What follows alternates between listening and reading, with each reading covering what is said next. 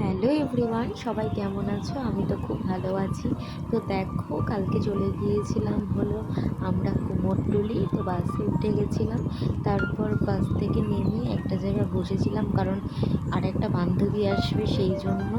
তো বসে থাকতে থাকতে তারপর ভাবলাম কিছু ফটো তুলে নিই, কিছু ভিডিও করে নিই। তো কালকে রোববার ছিল, অনেক দিনের ইচ্ছা ছিল কুমোরটুলি যাব, যেখানে ঠাকুর তৈরি হয়, ঠাকুর দেখতে যাব।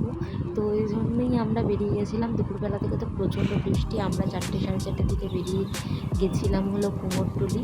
তো এসে এবার আমরা ক্যাপ মেরে কিছু তো ভিডিও ফটো করতেই হয়। তো দেখো, মাটির জিনিস তৈরি করছে, অপরূপ সুন্দর, কতটা নিখুঁত কাজ এই শিল্পীদের, সেটাই ভাবি। বসে বসে আমি তো শুধু দেখেই যাচ্ছিলাম এক মনে যে কতটা নিখুঁতভাবে তৈরি করছেন ওনারা। তো দেখো, এখানে কিছু ঠাকুর দেখলাম কালকে বেরিয়ে গেল, যেগুলো বড় বড় মণ্ডপে যাবে সেগুলো তো আগের থেকেই সব বেরিয়ে যাচ্ছে।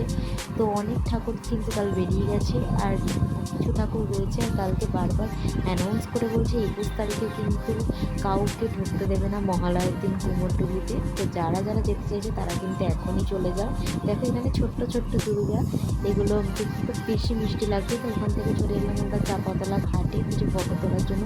আর কালকে না হিন্দুস্তানিদের কিছু ছিল, যার জন্য প্রচুর ভিড় ছিল গঙ্গার ঘাটে। আর সবাই দেখছি, সবাই ক্যামেরা নিয়ে গেছে, কেউ ফোনে প্রি ওয়েডিং শ্যুট করছে। তো এইসব দেখছি আর আমরা হাসি ঠাট্টা করছি। দেখো এবার রেল লাইনে ধারে চলে এসেছি, এখানেও তো কিছু ফটো তুলতে হবে না। তো সব ফটো তুলে আমরা এবার বাড়ির দিকে ব্যাক করছি। সন্ধে হয়ে গেছে, ভাবছিলাম বোধহয় ফাঁকা হয়ে যাবে, কিন্তু না, দেখো সন্ধেবেলা ওরা সবাই আলো পেয়েছে। আর দেখো খুব সুন্দর সুন্দর করে সব ফটো তুলছে, ভিড় করে দাঁড়িয়ে রয়েছে ফটো তোলার জন্য। তো চলো, আমার ফটো তোলা হয়ে গেছে, আমি এখন বাড়ি যাবো। এই শর্ট ভিডিওটা তোমাদের কেমন লাগলো অবশ্যই আমাকে কমেন্ট করে জানিও। টাটা।